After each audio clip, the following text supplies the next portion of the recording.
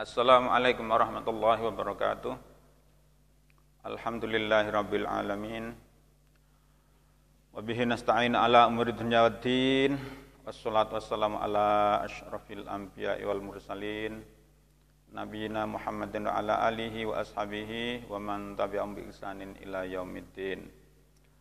Teman-teman yang dirahmati oleh Allah, kembali kita berjumpa dalam perkuliahan Al-Islam dan Kemuhammadiyaan 2. Dalam kaitan ini kita mempunyai tujuan, yakni membentuk sarjana muslim yang taat dan benar dalam beribadah, unggul dalam bermuamalah dan bermanfaat bagi masyarakat dan lingkungan. Ini tujuan mata kuliah ini teman-teman ya. Jadi diharapkan nanti kita bisa menjadi pribadi-pribadi yang unggul. Pribadi yang unggul itu pribadi yang bagaimana? Yang tentu saja segala tindakannya sesuai dengan tuntunan Allah dan tuntunan Rasulullah, gitu ya. Jadi kita hidup dunia ini adalah dalam rangka untuk menanam kebaikan-kebaikan, amal kebajikan untuk kesuksesan kita di akhirat kelak. Nah, sebelum masuk ini teman-teman sekalian, kita patut ingat firman Allah itu, wa ma khalaqatul jinna wal insa illa liya'budun.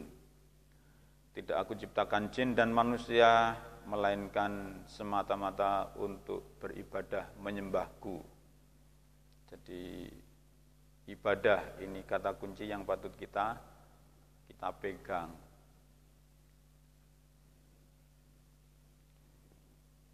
Makna ibadah sendiri secara bahasa berasal dari kata abada, ya'budu, penyembahan, abada, menyembah. Ini ada dalam Al-Quran juga, ini surat Al-Kafirun. Mari kita baca surat Al-Kafirun. Di sana ditegaskan bahwa penyembahan, konsep penyembahan umat Islam dengan orang ghairu Islam, orang kafir, orang musyrik itu beda. Tidak bisa ditukar-tukarkan. Ini disebutkan dalam surat Al-Kafirun. A'udzubillahi minasyaitonirrajim. Bismillahirrahmanirrahim. Qul ya ayyuhal kafirun la a'budu ma ta'budun wa la antum 'abiduna ma a'bud wa la ana 'abidum ma 'abadtum wa la antum 'abiduna ma a'bud lakum dinukum waliyadin. Qul ya ayyuhal kafirun, katakanlah ya Muhammad, ya ayyuhal kafirun, wahai orang-orang kafir, la a'budu ma ta'budun, aku tidak menyembah apa yang kalian sembah. Jadi asbabun nuzulnya ayat ini, sebab turunnya ayat ini dulu itu Nabi Muhammad tatkala mengenalkan Allah kepada kaum kerabatnya, kepada sukunya, suku Quraisy itu, Nabi Muhammad kemudian dituduh sebagai orang yang memecah belah. Begitu kuatnya gerakan penyembahan Allah ini, orang-orang kafir Quraisy kemudian khawatir dan mengajak kompromi dalam beribadah. Ya Muhammad, kita kan satu suku, hendaknya jangan berpecah belah.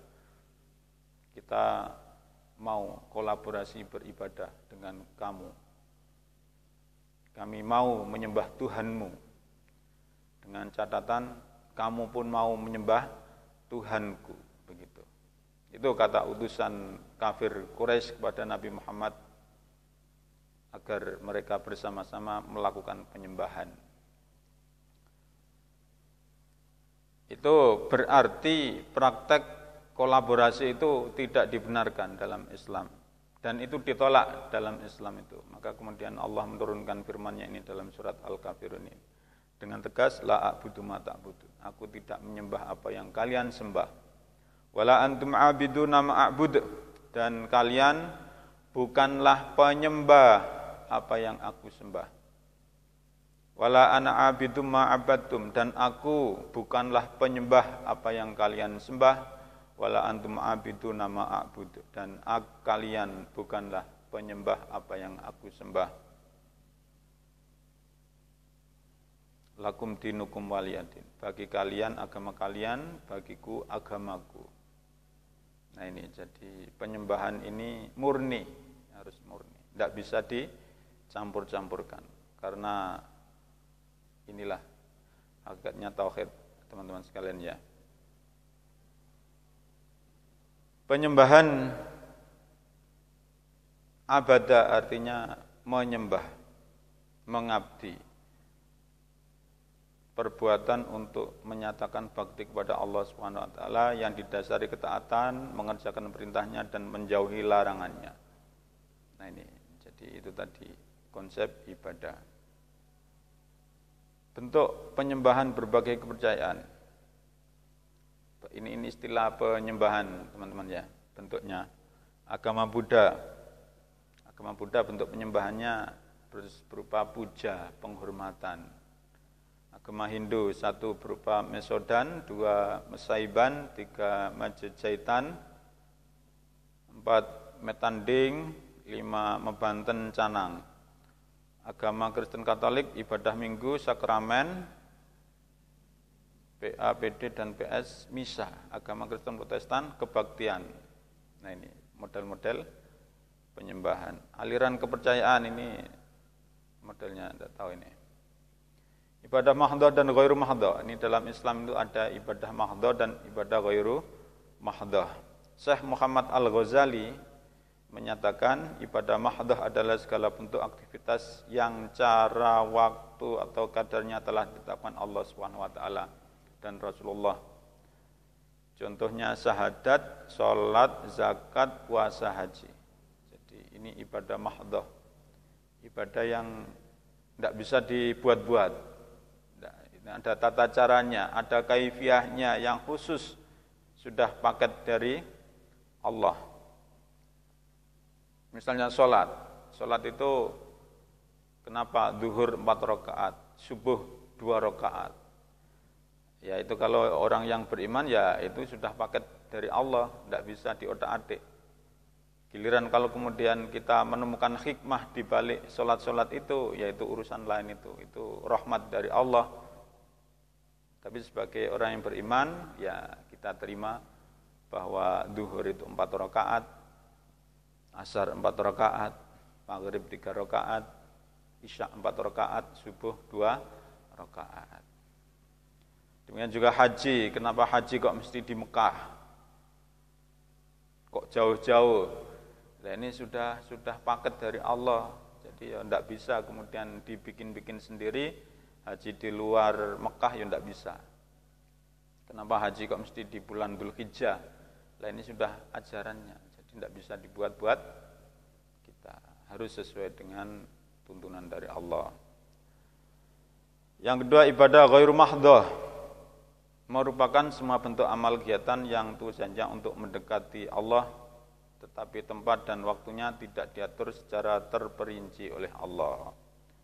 Contoh ibadah ghairu mahdhah ini sedekah, infak, belajar, mengajar, berzikir, dakwah, tolong-menolong, gotong royong, bahkan masak itu pun ibadah. Kalau kita niatkan itu mengharap ridha Allah, kita niatkan untuk mendekat kepada Allah. Itu ibu-ibu yang masak atau para petani yang ke sawah atau amalan-amalan yang diperbolehkan untuk mencari ridha Allah itu semuanya bermakna ibadah.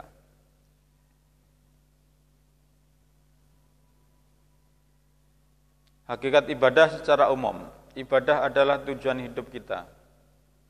Ini tadi sudah kami sampaikan dalam ayatnya itu wa ma khalaqtul jinna wal insa illa liya'budun.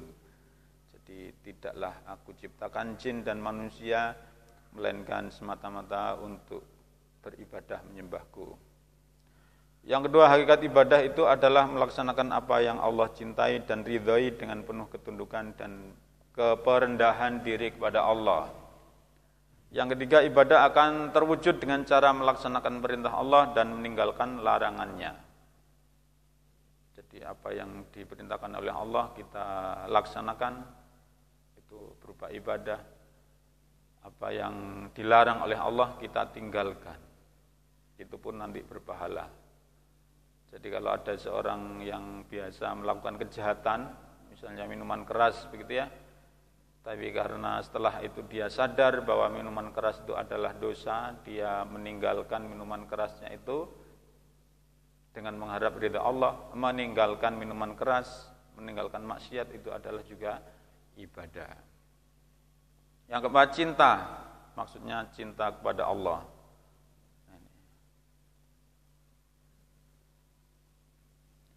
Cinta kepada Allah dan Rasulnya yang mengandung makna mendahulukan kehendak Allah dan Rasulnya atas yang lain. Adapun tanda-tandanya mengikuti sunnah Rasulullah. Ini juga ibadah ini. Yang kelima, jihad di jalan Allah, berusaha sekuat tenaga untuk meraih segala sesuatu yang dicintai Allah.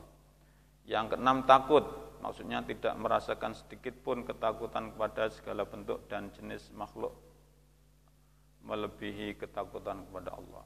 Takut kepada Allah itu pun ibadah. Fungsi ibadah mewujudkan hubungan antara hamba dengan Tuhannya. Yang kedua, mendidik mental dan menjadikan manusia ingat akan kewajibannya. Yang ketiga, melatih diri untuk berdisiplin. Nah, ini fungsinya ibadah. Salat misalnya teman-teman sekalian ya. Jika kita bisa melaksanakan sholat secara kontinu, tepat pada waktunya, niscaya kita akan menjadi pribadi-pribadi yang disiplin. Kapan bangun di waktu subuh, kapan hendaknya rehat di saat siang, kapan hendaknya kemudian siap-siap untuk melaksanakan tugas yang lainnya. Jadi di waktu-waktu sholat itu hakikatnya adalah kita rehat dari aktivitas yang satu, dari aktivitas yang lainnya. Hikmah ibadah. Hikmah ibadah diantaranya agar senantiasa mengingat Allah Subhanahu wa ta'ala. Jadi ini latihan kita untuk menjadi pribadi ulul albab, yaitu pribadi yang ingat kepada Allah. Yang kedua, mendekatkan diri kepada Allah. Yang ketiga, melatih diri kita agar disiplin waktu. Yang keempat, melatih untuk hidup tertib dan teratur, menjadikan hidup menjadi damai sejahtera. Jadi ketika kita menghadap Allah saat sholat itu, kita pasrahkan diri kita kepada Allah. Kita laksanakan takbir, Allahu Akbar, tangan kita jebebeh. Kita lepas seluruh kesibukan dunia. Kita ingat kepada Allah, satu-satunya zat yang ada yang kita ingat, hati kita fokus menuju kepada Allah. Maka insya Allah kedamaian bisa merasuk ke dalam jiwa kita. Menjadi apa? Di antara hikmah berikutnya, menjadikan hati tentram dan tenang. Berikutnya, bersikap rendah hati, membangun persatuan dan persaudaraan. Nah, ini hikmah ibadah. Maka begitu luar biasa bisa kita lihat orang-orang yang beribadah, terutama sholat jamaah itu teman-teman ya, bersatu dalam gerakan di bawah komando imam. Berikutnya, hikmah berikutnya, menjauhkan diri dari perbuatan dosa dan celah. Di antaranya kita ingat sebuah hadis itu, inna sholata tanha anil fahsya'i wal munkar. Sesungguhnya sholat mampu mencegah kita dari perbuatan keji dan mungkar. Perbuatan-perbuatan keji yang bisa merendahkan martabat manusia kita tinggalkan. Juga perbuatan-perbuatan kemungkaran kita tinggalkan. Hidup menjadi rukun dan damai. Nah, ini hikmah berikutnya. Nah, teman-teman sekalian, bagaimana agar ibadah kita itu diterima oleh Allah? Ada syarat-syaratnya. Nah, di antaranya adalah satu, didasari iman, keyakinan bahwa kita hidup ini untuk mencari ridha Allah, bahwa satu-satunya zat yang kepadanya kita bermohon, memohon, dan kepadanya kita berserah diri, itu hanyalah Allah. Jadi keimanan yang kokoh ini menjadikan ibadah kita diterima oleh Allah. Yang kedua, didasari oleh ilmu. Jadi ibadah kita itu harus berdasarkan ilmu. Ilmu itu pengetahuan tata cara yang sesuai dengan aturan-aturan dari Nabi Muhammad. Yang ketiga, ikhlas, semata-mata mengharap ridha Allah. Ikhlas ini juga diperintahkan kepada umat-umat terdahulu, teman-teman sekalian ya. Jadi wa ma umiru illa liya'budullaha mukhlishina lahuddin. Surat Al-Bayyinah ini konteksnya adalah seruan kepada orang-orang ahli kitab. Bahwa ahli kitab dulu yang patuh kepada Allah itu pun diperintahkan untuk beribadah kepada Allah secara ikhlas berdasarkan ajaran agamanya. Akan tetapi kemudian ahli kitab ini kan menambah-nambahi sendiri praktek peribadatannya. Nah, kalau ada praktek ibadah yang kemudian ditambah-tambahi, tidak lagi sesuai dengan aturan yang murni dari Allah, maka ibadah seperti itu ditolak. Maka teman-teman sekalian, kita dalam beribadah itu ya harus proporsional, mana yang dibolehkan kita laksanakan, mana yang tidak diajarkan ya tidak usah kita laksanakan, proporsional saja. Mungkin ini dari saya dan kurang lebihnya mohon maaf. Assalamualaikum warahmatullahi wabarakatuh.